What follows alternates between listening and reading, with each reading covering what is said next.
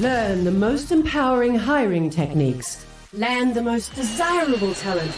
Launch your company towards massive success. This is the Higher Power Radio Show with your host, Rick Gerard. All right. Do you even care about having the strongest people in the right seats? Now, if you don't, you should. And here's why. Companies that focus on hiring the strongest people outperform their competitors significantly by a factor of at least 3x, equating to a 682% increase in revenue, according to my friend Jack Daly. Now, what constitutes the strongest people is not skills or historical background. The strongest people align with the mission, purpose, and values of the company first. Skills can be taught, but changing how a person naturally operates is virtually impossible. And the reason for almost every bad hire your company has made. I'm Rick Gerard, and welcome to the Higher Power Radio Show. We help entrepreneurs and executives win the strongest people. We do so by sharing insights from top performing rebel entrepreneurs, game changers, and industry leaders. Like our guest today, Miss Melissa Ortiz. Melissa is the CEO of Activate Human Capital Group. Now, Melissa is laser focused on improving employee retention by matching the right people to the right seats and measurably improving employee engagement. Her focus area is talent optimization, and her why is better work, better world. Now, Melissa helps clients discover that talent optimization happens at every level. It's about understanding where you want to go and then aligning your talent strategy with your business strategy to get you there. Now, when Melissa's not working with her team of clients or clients, you can find her on her 5th generation family farm in Northern California, or running a swim team for 100 local kids age 5 to 18, which is what makes Melissa the perfect expert for today's topic. Melissa, welcome to the Higher Power Radio Show today. Howdy, thanks for having me. Yeah, it's a pleasure to have you. So you and I are both like EOS, champions. Like we both kind of play in that world, right? I love that sandbox. We kind of set this up as we're talking about, setting expectations to get the right people in the right seat. And so let's talk a little bit about what you see in your business that's kind of the main problem that companies face. It's us, Rick. It's us. We're the problem. Hi, it's me. I'm the problem. All of our visionaries, all of our CEOs, we are terrible at setting expectations because we're typically the type that see an opportunity and chase it. And we expect just by nature that everyone around us will do the same. So we just want to put a person in a seat and we want to point them at a problem and have them go solve it. And it turns out that it's not a recipe for success of onboarding a great person, keeping them, even if we do get the right fit culturally. I was going to say, shame on you. It's not me, it's you, but like, you're right. It's me too. All right. Let's break this down a little bit because, setting expectations is something that I've worked really hard at trying to do better at, in understanding whether or not, understanding who the person is, and whether or not I might be able to kind of benefit them before, really understanding whether or not they can do the job, which is a weird way of looking at it. But the truth is, for me, it's if I understand what it is that a person wants and it aligns with what my expectations are, then it makes it easier. So maybe I reverse engineered it. Maybe a little bit. I think one of the things, if other people are in the world of EOS prescribes, EOS is the entrepreneurial operating system, if that's new for you. And in that world, whether you're paying to work with an integrator, an implementer or not, one of the tools in that space is called the people analyzer. And it's trying to align, do people have the right core values that will make them successful? And do they get the role, want the role, and have capacity to do the role? And unfortunately, that just isn't enough in my experience. And partially it's because we haven't taken the time often to stop, especially if this is a rehire, right? We've lost a person either through our choice or theirs.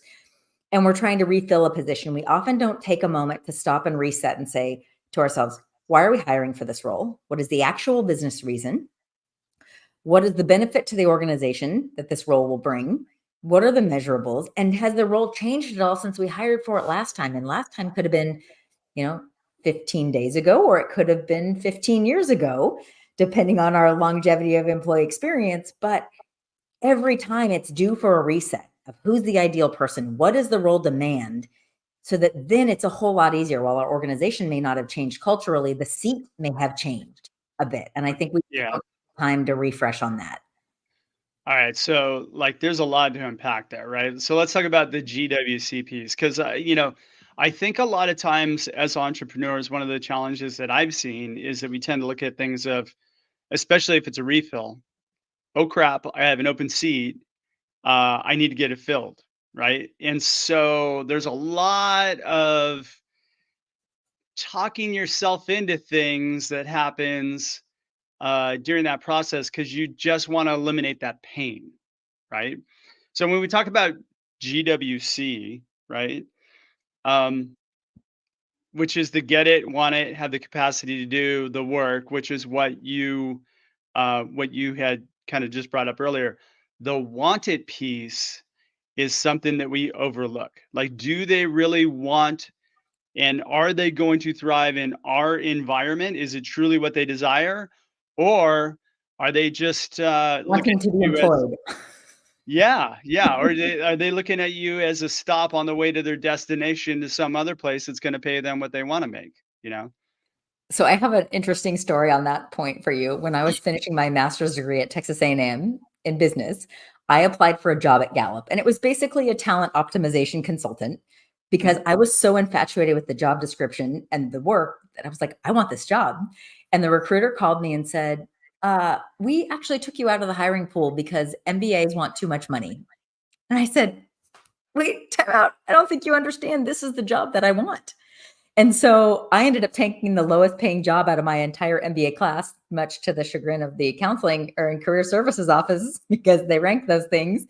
But it was the job I wanted. And so when you bring up that want it role, it's not always about the money. It's not always about the benefits. If they want the role more than any of the other pieces, you have a really awesome candidate on your hand because they know who they are and what they want clearly enough to make some other compromises. And not that we should You under people or anything, but Yeah, and you just hit the nail on the head in something is that's another form of compensation, quite frankly, because I come across people all day long that are getting paid very, very well at a company, but they're miserable. They hate the environment. They're not growing. They're not doing the work that they want to do. They're just not fulfilled, right? Um, and throughout my career as a headhunter, I've placed hundreds of people that have taken, massive salary cuts in exchange to go work at another company that fulfills all those other um, criteria that they're really desiring, right? purpose is a piece of compensation. I love that. I haven't heard that before, but that's so true in what I've seen. Yeah, it was funny because I did a talk a few week or last week where we were talking about other forms of compensation. And actually, when I whenever I talk to candidates and we talk about their why are they open to looking at something potentially stronger? Why are they moving?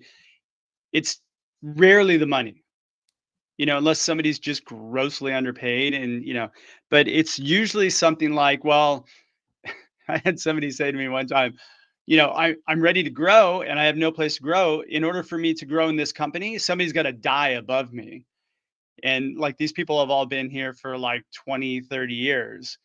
So when nobody's dying, you know, Yeah.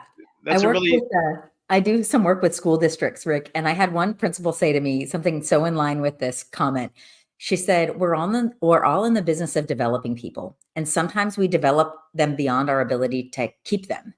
And I yeah, think if we take that view, she took it from a view of an employer and of her students, right? Hopefully she graduates them out, but yeah, also her employees. She only has so many admin roles. So if they want to go higher than a teacher, there's only so many seats that are ever going to open up.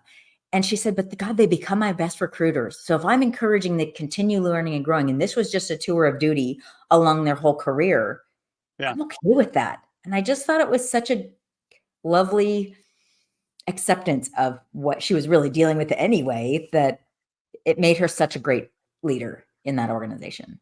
That is super cool. All right, you're listening to the Higher Power Radio Show. I'm your host, Rick Gerard. And for our podcast listeners, we're going to take a quick educational moment from our sponsors. Hey, I'm digging in deeper with our guest, Melissa Ortiz. She's the CEO of Activate Human Capital Group. And we're talking about setting expectations before you hire. So we just talked a little bit about the problem, and now we're going to delve into like, how do we do it? So if you and I are the problem, us being, kind of visionaries and, we expect people to do it. So how do we actually set clear expectations before we even start the interviewing and hiring process? So I use a tool with my clients I call role review. And what it does is it takes, and you certainly don't need any fancy facilitation for this. It's basically saying to clients and to my own team, what are the core buckets of work this person will be doing? What's the role? What in its essence, if you could boil it down to a sentence, what does this person do? What does this role do? Then what are the 3 to 5 major buckets of work they will be accomplishing? And where do I want them spending their time? And how do I want them perceiving their importance through those 3 to 5 buckets? So you rank those, and then they add up to 100% of their time and 100% of the importance of the role. And then from there, in each of those 5 buckets, we dive into the details of, okay, what are the tasks? What are the activities that'll happen in each bucket? And then you can rank how much time each of those activities to make up 100% of that bucket should take. And in a 1-pager, you can define what the person's doing, how they will win. We can prioritize what we're going to onboard first, pair them up with the people who will teach them that. And it's such a great, succinct way to get your head and theirs aligned on what the expectation is. I love this because what you're doing is essentially creating a syllabus for somebody to be successful, right? And that's what your job description should be, is essentially the syllabus for, when you join our company, here's what to expect, you know. Now, one of the things that I actually like to do is break it down into 30, 60, 90-day expectations. I think Yes, the same thing. I think we talked about that too, right? So, totally. let's give somebody a measurable outcome in 30, 60, and 90 days by which you can say, okay, 30 days, you're going to do X, and we're going to see these results. And they have to be obtainable, of course, but like, to say in your first 30 days, you're going to come on and you're going to sell $1 million in product, not going to happen, right? Totally. But But what does a win look like, right? What are the measurements? How will we both know that you've gotten there? yeah, And then we can get to your 60-day wins and your 90-day wins. And then we'll keep hopefully on a 90-day rhythm, because people tend to have 90-day brains. They don't have 12-month brains. nope. Our attention span tends to be shorter than that. But I love that, if we get that right, then those define our metrics. And I then have those a can 90-minute shift. brain. Say again? I said I think I have a 90-minute brain. I don't even know if I have 90 days. All right, so let's break down the first 30, because this is kind of interesting. I get a lot of questions sometimes around, well, okay, so how do I map out what somebody's going to do in the first 30? It's a great start. If you have done something like getting clear on the role, I liked what you said in terms of the expectation of the role. When we're putting together job descriptions, I like to say, here's what you're going to give, here's what you're going to get, and here are our expectations. And then when you get beyond the job description into the role, then we get into that kind of role review where we've got the core purpose, the buckets, and the activities. And Got it. I think it's so easy once we've done that to just put a 30, a 60, or a 90 next to all of those activities, because then there will be some activities that are foundational. There will be Yep. some that build on each other. And so it'll be pretty natural. And some of them they won't maybe get until 6 months in. And so you can start to put a timeline on those and then say, okay, and a person who's going to train you, because it's probably not going to be me on all of these, because you don't want me training you on all of those items, because Yeah. my calendar's too full. You'll never get my time. But it's like, okay, Becky's going to train you on this, and Andrew's going to train you on this. And these are your people. Get in their calendar for this window to make sure you've hit these milestones, which Yep. it just creates a roadmap that's basically all bullet points, because no one wants to read a job description that's 4 pages long. They just don't. If you Well, can't break it nobody. down to bullet points, they're not going to get there. Well, the other thing is nobody wants to read a job description that's like a copy and paste of somebody else's job description either. That's all about them. You bring up a really interesting point because job descriptions, you have an internal job description, but then the one that most people see is an out for it's actually a marketing It document. is a marketing document. Thank you. Thank you. Like, and if you God, can you imagine if your job, I'm like, if your marketing team put out the same content as like your job descriptions, do you They're think so they would get bad. fired very quickly or what? If we could just get HR people to write more compelling job descriptions that people went, oh my God, that's me. I want that job. That's what Yeah. happened to me at Gallup. I'm such a poster child for leaning into a single job description and going, no, I don't think you understand. I want this job. The way you wrote this, like that's me. By the way, And that is the worst recruiter I've ever heard that would call you and say, I passed on you because MBAs want too much money. Like okay, but that, think about this. They're based in Omaha. It's very Midwestern and I it don't care. It's totally still a bad recruiter. Bad recruiter. I don't, she might have been, he or she might have been a wonderful person, but that's bad recruiting. That's that assumptive. was Oh reverse my, psychology, right? Maybe it was just setting my expectations low. could be. Or maybe they were the most brilliant. I don't know. But I mean, well, they did call you though, right? Or did you call them to follow No, up? they called me to follow up Okay. and just said, "Hey, hate to let you down." I was like, "No, you don't get to let me down. This is it. This is the one." I also begged my way into Texas A&M because my scores weren't quite high enough, but I really, really wanted to go to their MBA program. And There's a lot of begging going on there, Melissa. you got to beg for it. If you want it, you got to go after it, Rick. It's That's just how true. life That's works. true. That's what we do, right? All right. So, okay. So we talked about the 30, 60, 90 days. Um, like, how do we go? Let's kind of delve into this. Okay. We talked about get it, want it, and have the capacity to do it. Walk me through how you do this pre-hire or how you approach it from a pre-hire perspective. So there are several tools on the market that can help you do this. I tend to favor Predictive Index because it's quick and easy to gain alignment on. And the reason I like it is I'll often walk into a hiring situation where the leadership team has different views, or maybe the key stakeholders, depending if it's not a leadership team hire, have different views on what their goals are, what their demands are of the role. And so PI does a really good job of helping us align those expectations. So then whoever's doing the recruiting, whether it's an internal or external recruiter, has the best probability of success because there's one target rather than multiple, 5 sometimes different targets. And you're never going to hit 5 targets with one candidate. So a lot of that is getting clear. A lot of it is also getting clear on what are the real demands of a role. So I was helping a client the other day with a quality control specialist. If you don't have high attention to detail and you are put in a quality control role, you will never succeed. You will be a nightmare in terms of post production returns. And so that's the one non-negotiable. So not only will we define like the entire ideal candidate profile, but we'll also get clear on what is the most non-negotiable item. If it's sales, maybe it's So you're proactivity. talking about critical competencies that basically Yeah. are attached to whatever job it is. I mean, I would agree with you. You like, accountant or quality control, like you definitely need to be a very detail oriented person. Yes, CEO of company, not so much. not so much. And then Right?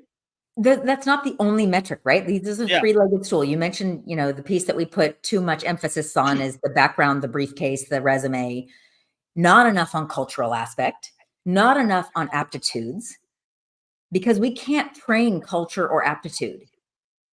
Skills we can train all day. Yeah, you're 100%. Yeah, 100% spot on. Well, this is where okay, so this is where you and I differ a little bit on the like assessments and PI, right? Is Bring that it. I know. So I have a challenge with the one challenge that I have with a lot of them is that number one, you can't really differentiate a couple things from an assessment.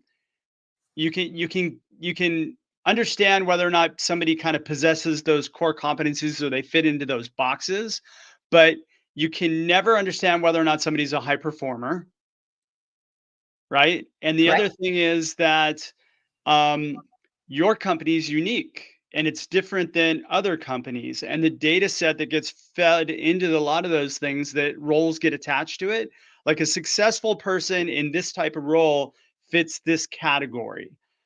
Not true with every company, right? Because That's why I totally reject the like, here's a salesperson, here's an accountant. I never use the presets because yeah, I had an example the other day. I had a client I was helping hire a CFO, and the typical CFO profile is one thing, and they were telling me they wanted something very different. And there were very good reasons for that. Like, yeah, this is why we go through this process, because if we had hired you a typical CFO, they had washed out just like the last one. yep. And so you've got to meet them where they are. I think that's such a critical point, as I see a lot of people use PI and any of these tools wrong because they're just like rinse and repeat. This is a salesperson. This is an admin. No, we have to go Yeah. deeper than that. Yeah, and I just feel like it's irresponsible to do. Like, and there's good aspects to everything. I mean, also, they also do give you the ability to understand how to best communicate with somebody. I love that. I love to be able to look at somebody's, kind of um Like a there's behavioral report of actually any type. yeah, yeah, there was this tool that I was using for a little while. It's called Crystal Knows, and it sits on top of like LinkedIn. It's great. Yeah, and it actually tells you how to best message that person. Like how to write your messaging. I love that. I could just plug that into ChatGPT and boom, I'm off to the races. I got like, something that I'm gonna most likely get a pretty high response rate to. Yes. Yeah. PI actually has one of those that plugs in for management while you're in a Zoom meeting with an employee. It's giving you reminders on how to communicate with them effectively, because I don't care what assessment you use, Strengths Finder, Predictive Index, DISC, Myers-Briggs, pick one that works for your company that really resonates with you and use that, because especially with its shorter tenure we're seeing among employees, we need to get up to speed faster. We need to communicate more efficiently, and that will help us with retention and performance.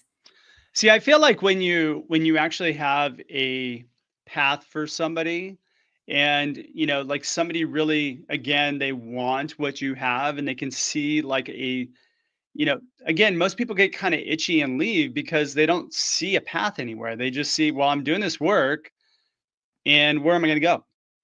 Right. And most of the time, like I think your principle that you had mentioned, like hit the nail on the head, right? Like your job is to help them get to where they want to go in their life. And if it means helping them out into a different job somewhere else, then great, or moving them up within your organization.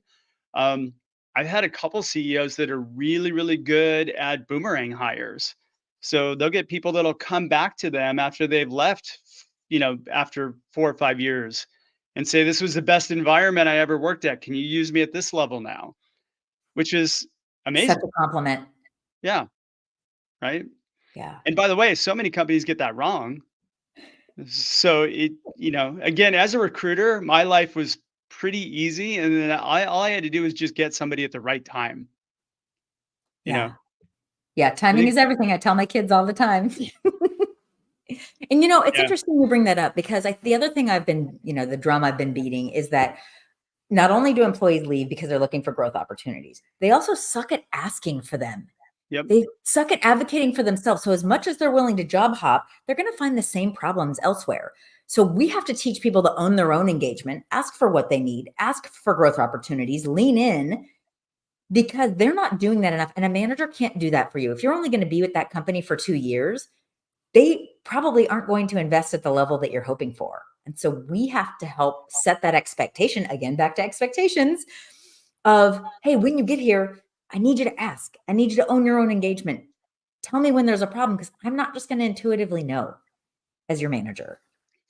There's a couple weeks ago we had a CEO named Brian who was on here, and he said that what they do is all their managers are charged with every quarter they have what's called a red light, green light meeting with their employees. So basically, what they call their engagement there a tour duty, right? And then they have this conversation about like, hey, where are we? Where are we with you? Like, so is it a green light or a red light based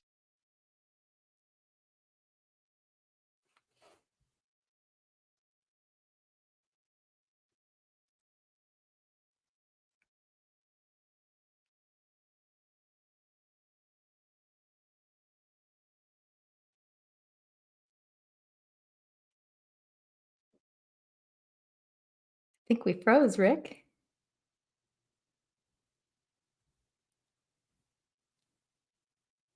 You were talking about red light, green light. I think you're jumping back in based on the career path, I think, of where we're headed.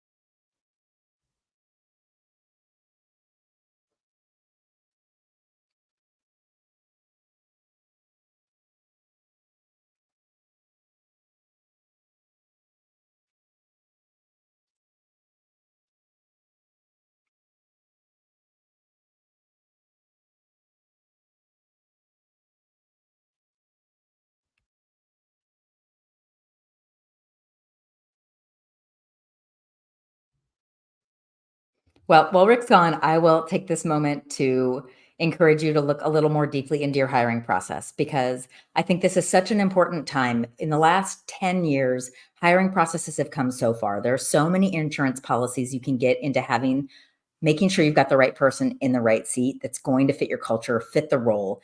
There are some great tools. Rick has one, predictive index is another, but doing things the old school way isn't efficient anymore. And so I hope you will use this as an incentive to try something new. Maybe try getting a little clearer as you go to hire someone into what works, what are the demands, what are your expectations? Because if you aren't clear on that, you better believe they cannot be clear on those things. In our employee engagement survey that we run for clients, the number one survey item is the expectations of my job are clear to me. And if we can't get those things right, then no one can win. We can't win in the marketplace. This employee can't win in the role, and they certainly can't win you over as an employer to help them along in their career path.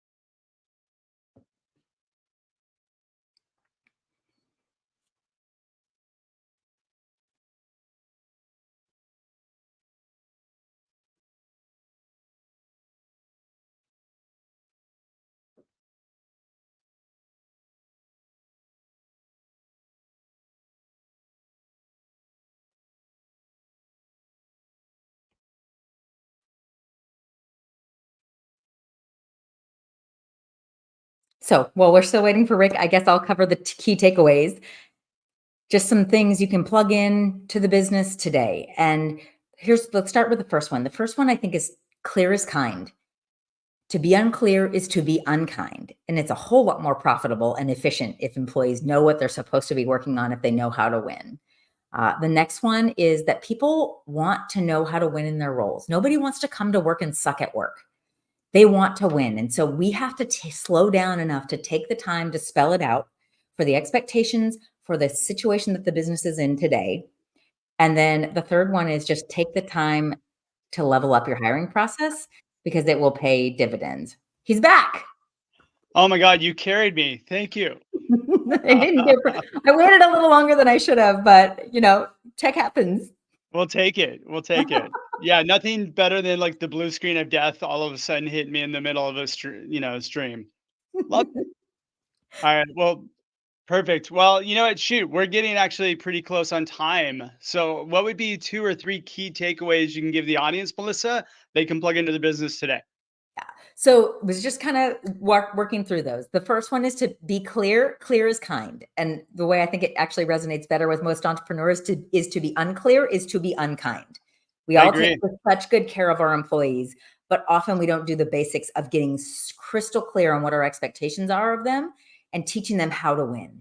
And if we slow down enough to get clear on the win in today's environment, in today's business, we're giving them a roadmap to success. And we're also making a whole lot better use of our financial resources, payroll, benefits, and taxes. So those are some key pieces. And I think the other one is it's time to level up your hiring processes. Our processes have changed. There are better insurance policies. There are better ways to sniff out. I mean, what Rick is doing with his team is such a great example of how do we find the right culture fit? What I'm doing with PI, how do we find the right person that fits in that seat who wants to do that kind of work and is naturally motivated to chase the type of problems, because we're all chasing problems every day that you want them chasing. And there's just so much better we can do than we were doing 10 or 15 years ago in the human resources space. So that's my 2 cents. I love it. All right, that's so perfect. Yeah, you know what? And you know what? Your point about like to have clear expectations is kind. To not have anything, you can expect failure, right? And so why keep setting people up to fail, right? Like even if it's a simple job, you got to clearly define it. Taking out the trash. You have to take out 42 trash cans a night. Like not that difficult, right? Yeah. And one of my rules of thumb is no one wants to suck at work. No one shows up at work wanting to suck. No. Help them succeed. Help them lay the groundwork, the roadmap, and find their paths to success, even if it is the most basic role in the organization. There's still pride to be had. Amen, sister. Melissa, thanks so much for your time investment today, and I want to welcome you to the Higher Power Radio community. Now, what would be the best way in which members of the audience can find you, find your company, all that good stuff? Sure. Best opportunity is probably our website, activatehcg.com. Or my email address is mortiz, MORTIZ @activatehcg.com. I look forward to continuing the conversation. Yeah, absolutely. Well, thank you for tuning in this week's episode of Higher Power Radio. A quick thanks to our team, Brian Colburn, Andrea Ballin, and Ayla Gerard. If you're listening to the podcast, please subscribe, review, and share, even though this was all chopped up. But thank you for carrying me, Melissa. We're listening and we want to continue to bring valuable content to you week after week. You can join the Higher Power Radio community at Higher, HIRE, Power, POWER, Radio, RADIO.com, or you can drop me an email at rick@intertrue.ai. I'm your host, Rick Gerard, and you have been listening to the Higher Power Radio Show. Aloha. Thank you for listening to Higher Power Radio. Catch our LinkedIn Live show every Tuesday at noon or download the podcast on iHeartRadio, iTunes, YouTube, or your favorite podcast platform. We appreciate you joining us on Higher Power Radio with your guide to hiring success, Rick Gerard.